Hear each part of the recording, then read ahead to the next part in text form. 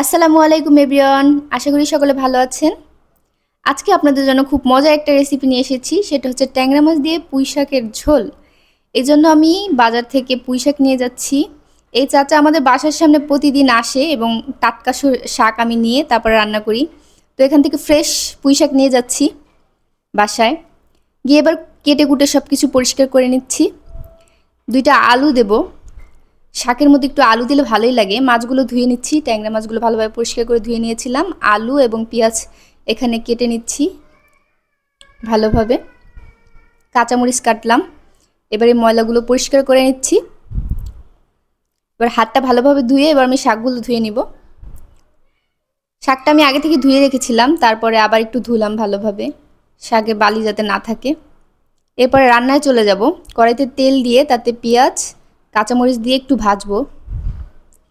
পেঁয়াজটা কম দিয়েছি, আমি বাটা পেঁয়াজ ব্যবহার করব। এই তো পেঁয়াজ দিয়ে দিলাম। এরপর রসুন দিয়ে এটাকে ভালোভাবে একটু নেড়েচেড়ে ভেজে নিব। এরপর গুঁড়া মশলা দিয়ে দিচ্ছি, হলুদের গুঁড়া, মরিচের গুঁড়া, জিরা গুঁড়া দিয়ে একটু ভালোভাবে কষিয়ে নেব। পরিমাণ মতো লবণ। এবার একটু পানি দিয়ে এটাকে আরও কিছুক্ষণ কষাবো। কষানোর পর তেল ভেসে উঠলে তখন আমি মাছ আর আলুগুলো দিয়ে দিব। ট্যাংরা মাছ, এরপরে কই মাছ, এগুলো দিয়ে আসলে শাক দিয়ে খুব মজা লাগে। অন্য কোনো